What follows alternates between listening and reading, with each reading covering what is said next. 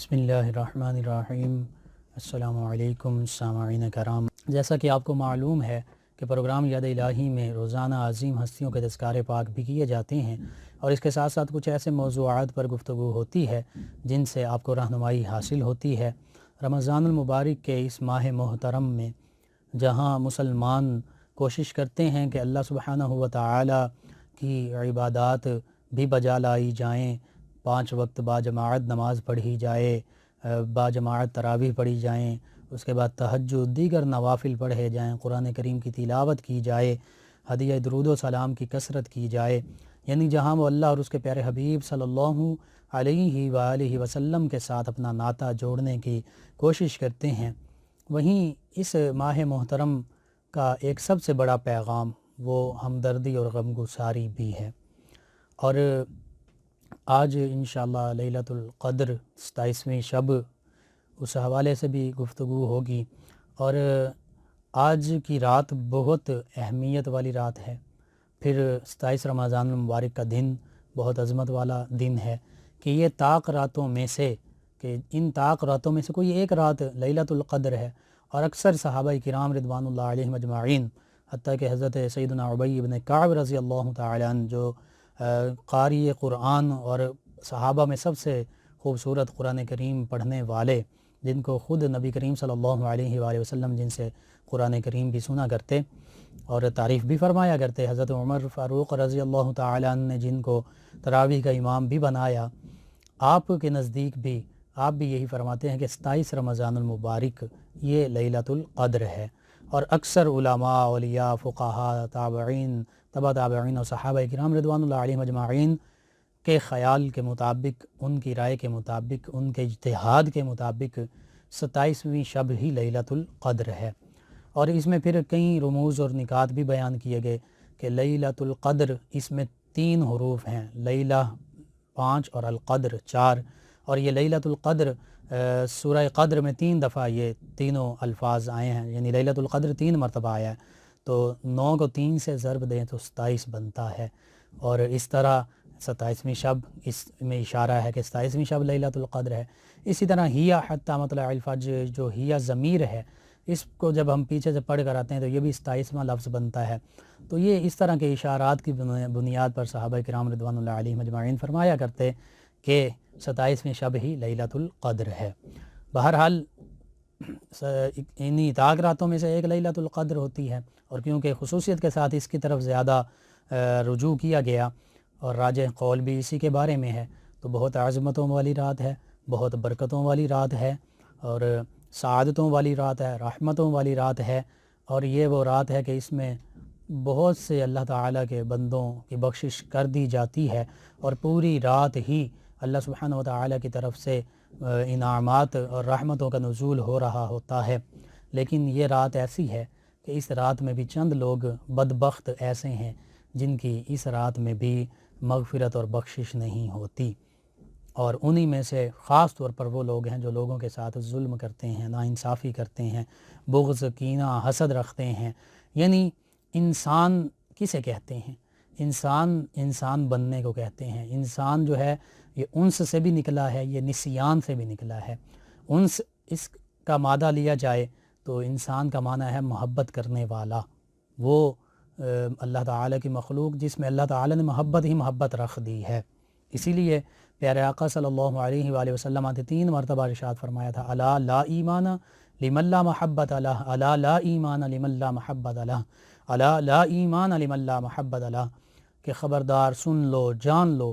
اس بندے کا کوئی ایمان نہیں جس میں محبت نہیں، اس بندے کا کوئی ایمان ہی نہیں، وہ مومن ہی نہیں جو محبت کرنے والا نہیں، وہ مومن ہی نہیں جس کے دل میں محبت نہیں۔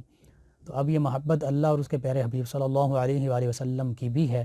اور یہ محبت ایک انسان کی، ایک مسلمان کی دوسرے مسلمان کے ساتھ بھی ہے، اور اگر یہ محبت نہیں تو بندہ مومن کے دل میں ایمان نہیں، یعنی پھر وہ مومن ہی نہیں، اس کو بندہ مومن کہا ہی نہیں جا سکتا۔ اور انسان جو ہے یہ اللہ تعالیٰ کی وہ مخلوق ہے کہ اسے علم دیا گیا، علم کی بدولت اور دیگر جو فضیلتیں عطا کی گئیں اس کی بدولت اسے اشرف المخلوقات فرمایا گیا، لیکن یہ اشرف المخلوقات ہے لیکن اگر یہ اپنا اشرف المخلوقات ہونے کا حق ادا کرے تو یہ اشرف المخلوقات ہے، ورنہ اگر اس کے دل میں محبت نہیں، ادب نہیں، تعظیم نہیں، تو یہ جانوروں سے بھی بدتر ہو جاتا ہے۔ اور محبت فاتح عالم، یعنی اسلام بھی جو پھیلا ہے یہ محبت ہی کے ذریعے سے پھیلا ہے، حتیٰ کہ اس کائنات کی کائنات جو اللہ تعالیٰ نے پیدا فرمائی اس کا سبب بھی محبت ہے۔ اللہ سبحانہ وتعالی پیارے آقا فرماتے ہیں، حدیث قدسی میں اللہ فرماتا ہے کہ میں نے یہ پسند کیا، میں نے یہ چاہا کہ میں پہچانا جاؤں، مجھ سے محبت کی جائے، مجھے جانا جائے، مجھے پہچانا جائے، میں چھپا ہوا خزانہ تھا۔ تو اس لیے پیارے آقا حضور اللہ فرماتا ہے کہ میں نے اس لیے اے محبوب تجھے پیدا فرمایا۔ تو یہ محبت جو ہے یہ اس پوری کائنات کی تخلیق کا باعث ہے۔ اسی محبت کو اٹریکشن بھی کہتے ہیں، کشش بھی کہتے ہیں۔ آپ بے شک سائنسی حوالے سے بھی دیکھ لیجئے کہ چیزیں جو ہیں وہ اپنے اپنے محور میں گردش کر رہی ہیں، آربٹ میں سرکولیٹ کر رہی ہیں، روٹیٹ کر رہی ہیں۔ تو یہ بھی ایک کشش ہے، اٹریکشن، پاور آف اٹریکشن ہے، کشش کی ایک طاقت ہے جو ان کو اس ایک آربٹ میں، ایک شیل میں، ایک دائرے میں حرکت پر مجبور کر رہی ہے۔ تو بس اللہ سبحانہ وتعالی کی ساری کائنات ہی محبت پر قائم اور دائم ہے۔ تو پھر انسان اسی وقت انسان کہلانے کا حقدار ہے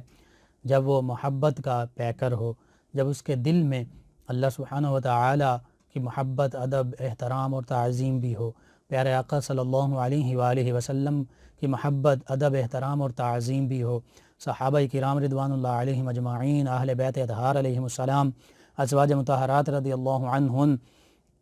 علماء کرام اور اولیاء کرام رحمہ اللہ علیہم اجمعین، اور پھر عامت المسلمین، عام مسلمانوں کی محبت بھی اس کے دل میں موجزن ہو، تو پھر ہی وہ ایک اچھا انسان اور اچھا مسلمان کہلانے کا حقدار ہے۔ لیکن آج ہمارے معاشرے کا المیہ دیکھیے کہ آج ہمارا معاشرہ بظاہر اسلام کا ہم نام لیتے ہیں، اپنے آپ کو مسلمان بھی کہتے ہیں، لیکن جو حقیقی اسلام ہے ہم اس سے دور ہیں۔ اگر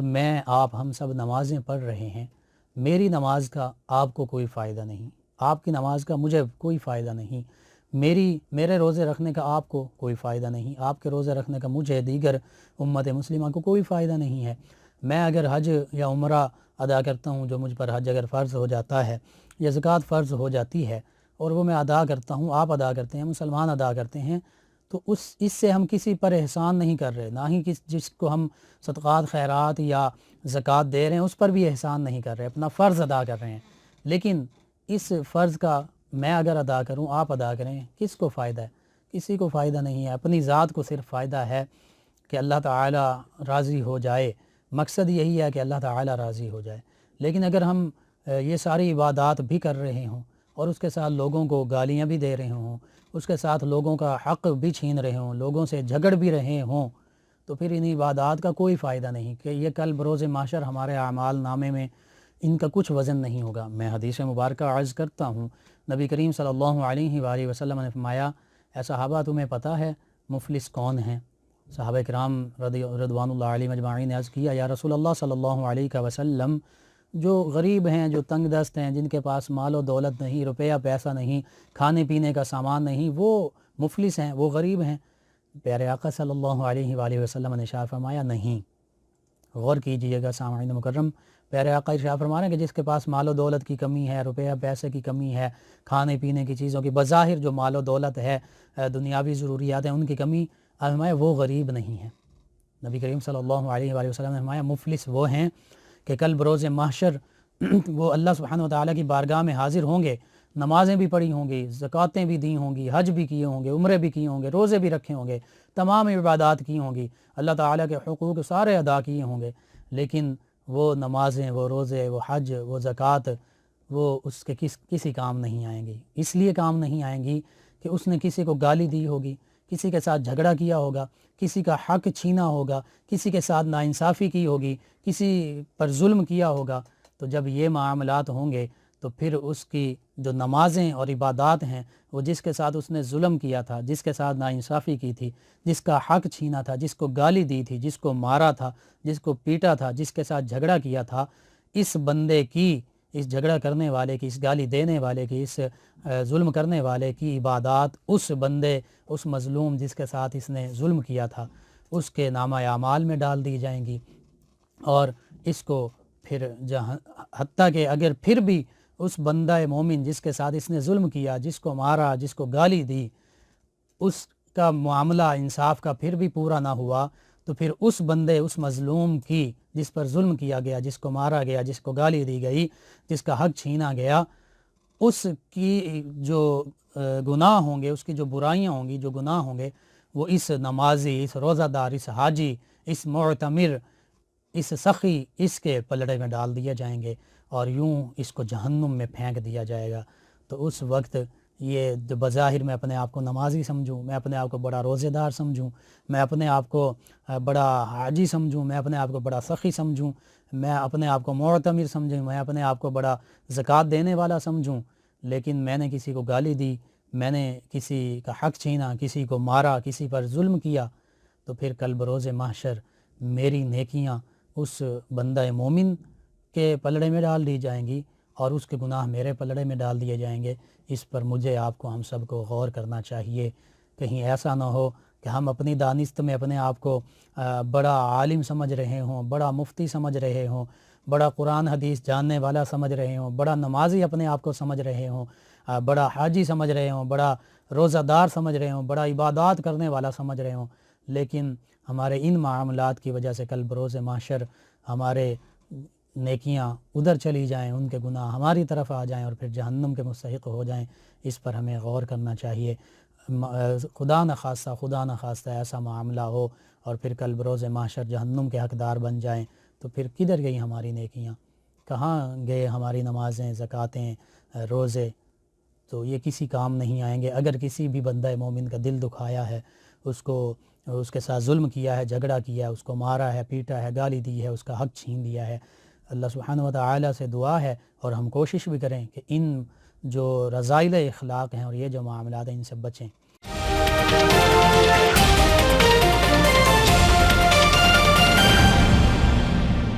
رمضان المبارک کی ان بابرکت ساعتوں میں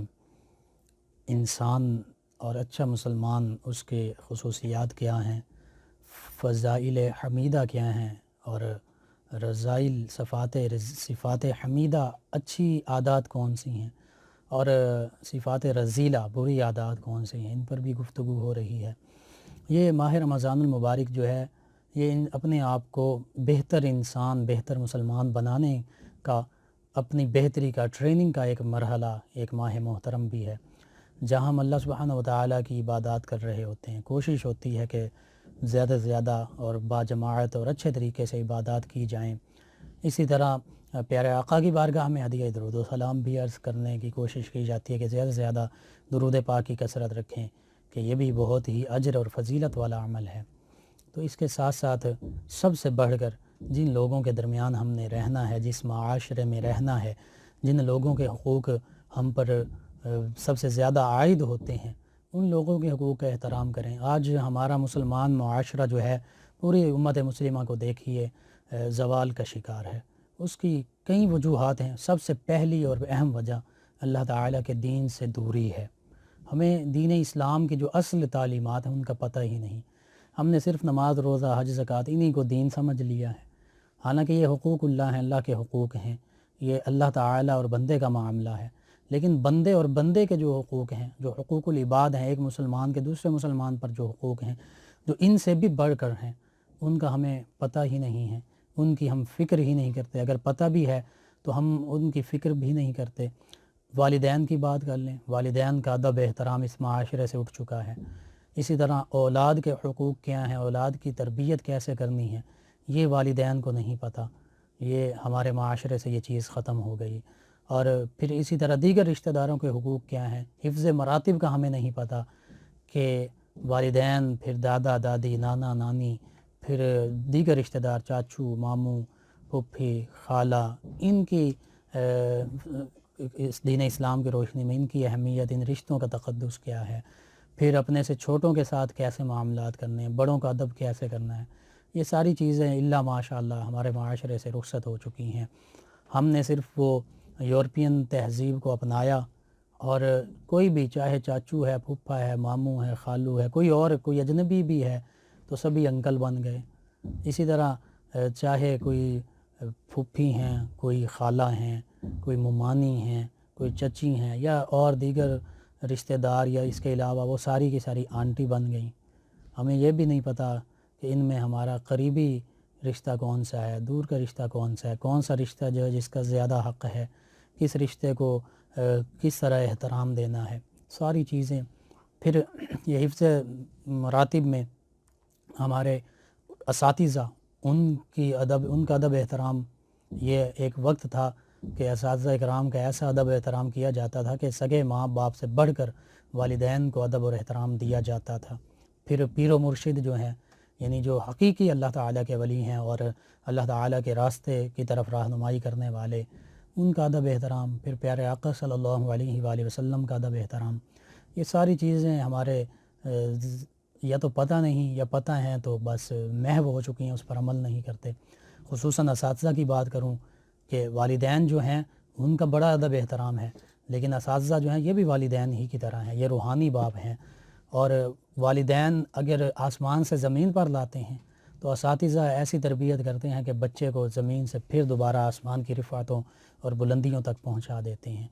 اور ایک وقت تھا کہ اساتذہ کا اتنا احترام کیا جاتا تھا، ان کے سامنے آنکھ نہیں اٹھائی جاتی تھی، سر نہیں اٹھایا جاتا تھا، ادب احترام کا پہلو ملحوظ خاطر رکھا جاتا تھا کہ ان سے ہم نے علم سیکھا ہے۔ سیدنا علی المرتضیٰ کرم اللہ وجہ کریم کا فرمان، یا ہمایت جس نے مجھے ایک لفظ بھی پڑھا دیا، ایک حرف بھی پڑھا دیا، وہ میرا استاد ہے، آقا ہے، اب وہ چاہے تو مجھے بیچ دے، چاہے تو مجھ سے جو مرضی کام لے۔ لیکن آج ہمارا معاشرہ، پھر ہمارے ائمہ مساجد کہ جو مساجد میں نمازیں پڑھا رہے ہیں، تراویح پڑھا رہے ہیں، جمعۃ المبارک جماعت کرواتے ہیں، لوگوں میں ان کا ادب احترام وہ بھی ختم ہو چکا ہے۔ اور حقیقی بات یہ ہے، میں یہ سمجھتا ہوں کہ جو اللہ اور اس کے رسول کا وفادار نہیں، جو اللہ تعالیٰ اور اس کے رسول مکرم صلی اللہ علیہ وآلہ وسلم سے محبت کرنے والا نہیں، جس کے دل میں اللہ تعالیٰ اور اس کے حبیب کی محبت نہیں، اللہ تعالیٰ کا خوف نہیں، پیارے آقا صلی اللہ علیہ وآلہ وسلم کی محبت نہیں، اور ان دو ہستیوں کا خصوصاً میں عرض کر دوں جو وفادار نہیں، وہ کبھی پھر باقی ہستیوں کا، وہ صحابہ کا وفادار نہیں ہو سکتا، وہ اہل بیت کا وفادار نہیں ہو سکتا، وہ ازواج مطہرات، وہ اولیاء کرام، وہ اساتذہ، وہ اپنے والدین کا بھی وفادار نہیں ہو سکتا، کیونکہ دین اسلام ہمیں ان ہستیوں کی تعظیم، ان کا ادب احترام حفظ مراتب کے مطابق سکھاتا ہے۔ لیکن اگر ہم اللہ تعالیٰ کا خوف ہی ہم نے دل سے نکال دیا، آخرت کا خوف ہمارے دل سے نکل چکا ہے، تو پھر ہمیں مسلمان کی عظمت اور شان کا ہی نہیں پتہ۔ نبی کریم صلی اللہ علیہ وآلہ وسلم کعبۃ اللہ کا طواف فرما رہے ہیں، اور کعبۃ اللہ کیا ہے؟ تمام مسلمانوں کا قبلہ ہے، جس جانب ہم منہ کر کے نماز پڑھتے ہیں۔ اور کعبۃ اللہ کیسی عظمت والی اللہ تعالیٰ کی ایک نشانی ہے کہ جس پر پہلی نظر پڑے تو جو آپ دعا کریں وہ قبول ہوتی ہے، حتیٰ کہ گناہ بھی مٹنے کا سبب ہے۔ کعبۃ اللہ کی زیارت کرنا یہ گناہوں کے مٹنے کا سبب ہے۔ ایسی عظمت اور شان والی اللہ تعالیٰ کی نشانی، اور ہمارا کعبہ جس کی طرف ہم منہ کر کے نماز پڑھتے ہیں، ادھر سے منہ ہمارا پھر جائے، ہماری عبادت ہی قبول نہیں، ہماری نماز ہی نہ ہو۔ لیکن پیارے آقا صلی اللہ علیہ وآلہ وسلم کعبہ معظمہ بیت اللہ، جو اللہ کا پیارا گھر ہے، اس کے گرد طواف فرما رہے ہیں، اور کعبۃ اللہ کو مخاطب کر کے فرماتے ہیں، اے بیت اللہ، اے کعبہ معظمہ، تیری بڑی عظمت ہے، بڑی شان ہے، لیکن ایک بندہ مومن کی عزت، عظمت اور شان اور اکرام اور تکریم وہ تجھ سے بھی بڑھ کر ہے۔ یعنی مسلمان بندے کی عزت اور احترام جو ہے وہ کعبۃ اللہ سے بھی بڑھ کر ہے۔ اسی لیے تو اللہ تعالیٰ کے ولیوں نے انسان کو عزت اور احترام دیا ہے، خصوصاً انہی میں سے اللہ تعالیٰ کے ولیوں میں سے بابا بلے شاہ رحمۃ اللہ علیہ تعالیٰ علیہ نے اسی لیے تو فرمایا تھا کہ مسجد ڈھا دے مندر ڈھا دے جو کچھ ڈھیندا ہے، مسجد ڈھا دے مندر ڈھا دے جو کچھ ڈھیندا ہے، ایک بندے دا دل نہ ڈھاویں اس سے رب رہندا ہے، ایک بندے دا دل نہ ڈھاویں اس سے رب رہندا ہے۔ یعنی مسجد مندر گرانا پڑے گرا دو، وہ اینٹوں کی، اگر اس میں اللہ اور اس کے رسول کی محبت کی بات نہیں ہوتی، مسلمانوں کے ساتھ اچھے رویے کی بات نہیں ہوتی، تو پھر وہ گرا دو۔ وہ مسجد زرار کے حکم میں، مسجد جس کا تذکرہ 11ویں پارے میں بھی ہے سورۃ توبہ میں بھی، کہ منافقین نے مسجد بنائی تھی، پیارے آقا سے عرض کیا کہ آپ یہاں پر نماز پڑھ دیجیے، اور پھر ہم یہاں پر ان کا اپنا پروپیگنڈا پر پھیلانے کا پروگرام تھا، یعنی وہاں پر اللہ اور اس کے رسول کے دین کی باتیں اور ان کی محبت کی باتیں، انسان سے محبت کی باتیں نہیں، بلکہ اس کے برعکس وہ پروپیگنڈے کے لیے اور تخریبی کارروائیوں کے لیے وہ مسجد بظاہر جو بنائی گئی استعمال کرنا چاہتے تھے، لیکن اللہ سبحانہ وتعالی نے اس کو گرانے کا حکم دے دیا۔ بس ایسے ہی اللہ کے پیارے بندے یہی کہہ رہے ہیں کہ اگر اس طرح کی مسجدیں ہیں جس میں اللہ اور اس کے رسول کی محبت کے برعکس اللہ اور اس کے رسول کی محبت کی تعلیم ہی نہیں دی جا رہی، لوگوں کے ذہنوں میں، نئی نسل کے ذہنوں میں معاذ اللہ پیارے آقا صلی اللہ علیہ وآلہ وسلم کے بارے میں تنقیص اور گستاخی کے پہلو لوگوں کے سامنے بیان کیے جا رہے ہیں، یا اس مسجد میں مسلمانوں کا احترام نہیں کیا جاتا، مسجد کے ائمہ مساجد جو ہیں ان کا احترام نہیں کیا جاتا، جس کے پیچھے نماز پڑھتے ہیں اسی کے بارے میں غیبت چغلی کرنا، اسی کے ساتھ جھگڑنا، اسی کے ساتھ لڑنا، تو ایسی باتیں ہوتی ہیں۔ تو فرمایا جا رہا ہے ایسی مسجد تو کوئی اس کا فائدہ ہی نہیں ہے، پھر ایسے نمازیوں کا کیا فائدہ؟ ایسے نمازی بھی ہیں کیا؟ مسجد مرثیہ خواہ ہیں کہ نمازی نہ رہے، یعنی وہ صاحب اوصاف حجازی نہ رہے، یعنی حقیقت میں جو پیارے آقا صلی اللہ علیہ وآلہ وسلم سے محبت کرنے والے لوگ تھے، صحابہ کرام سے محبت کرنے والے، اہل بیت اطہار سے محبت کرنے والے، اولیاء کرام سے محبت کرنے والے، مسلمانوں سے محبت کرنے والے، وہ صاحب اوصاف حجازی ہی نہیں رہے مسجدوں میں۔ اب مسجدوں میں ہم جاتے ہیں بس ٹکڑے مار کے واپس آ جاتے ہیں۔ وہ کیسی نماز ہے کہ اگر اللہ اور اس کے رسول کا ادب احترام نہیں ہے، ایسے مسجد میں کھڑے ہوتے ہیں، اکڑ کے کھڑے ہوتے ہیں اللہ تعالیٰ کے سامنے، پتہ نہیں اس طرح بھی نماز ہوتی ہے؟ تکبر کے ساتھ ہم اللہ تعالیٰ کی بارگاہ میں کھڑے ہوئے ہوتے ہیں، ہمیں یہ بھی نہیں پتہ کہ اللہ تعالیٰ کی بارگاہ میں ہم نے کیسے عاجزی اور انکساری کے ساتھ کھڑے ہونا ہے۔ وہاں پہ بھی اکڑ ہماری ختم نہیں ہوتی۔ شیطان نے سب سے پہلے تکبر کیا تھا، اور شیطان نے ایسے تکبر کیا تھا، تکبر کی بھی 3 بڑی اقسام ہیں۔ ایک اللہ سبحانہ وتعالی کی ذات کے سامنے تکبر کرنا، اکڑ جانا، دوسرا اللہ کے کسی نبی علیہ السلام کے سامنے اکڑ جانا، ان کی تعظیم نہ کرنا، ان کا حکم نہ ماننا، اور تیسرا کسی بندہ مومن کے سامنے اکڑ جانا۔ شیطان نے تینوں کام کیے، اور کس حق بات کو نہ ماننا، یہ تکبر کی تعریف میں یہ فرمایا گیا کہ حق بات سے منہ موڑ لینا، جو واضح اور سچ ہے، جو دین اسلام کی بات ہے اس سے منہ موڑنا، یہ تکبر ہے۔ تو شیطان نے اللہ سبحانہ وتعالی کے سامنے بھی تکبر کیا، یعنی اللہ کے حکم سے روگردانی کی، حق بات نہ مانی، اور اللہ کے نبی سیدنا آدم علیہ السلام کے سامنے بھی تکبر کیا، تعظیمی سجدہ نہ کیا، اور پھر وہ اللہ کے نبی ہونے کے ساتھ ساتھ ابو البشر تھے، یعنی تمام لوگوں کے، تمام انسانیت کے باپ تھے، انسان تھے، تو انسان کے سامنے بھی، بندہ مومن کے سامنے بھی تکبر کیا، اکڑ گیا، راندہ درگاہ الہی ہو گیا، دھتکار دیا گیا، پوری زندگی کے لیے تا بروز محشر ذلیل اور رسوا ہو گیا۔ آج ہم نے بھی دیکھنا ہے، تکبر اللہ سبحانہ وتعالی کی چادر ہے۔ اللہ فرماتا ہے جس نے میری چادر کو ہاتھ ڈالا اس نے میری عزت پر ہاتھ ڈالا، میری چادر میری عزت ہے، اور جو اللہ کی عزت پر ہاتھ ڈالے گا سامعین اس کا پھر انجام کیا ہوگا۔ اللہ سبحانہ وتعالی سے یہ دعا ہے اللہ تعالی ہمیں ہر قسم کے تکبر سے معافی عطا فرمائے، بچنے کی توفیق عطا فرمائے۔ Please subscribe channel 9 News Web TV and don't forget to click the bell icon. Thanks.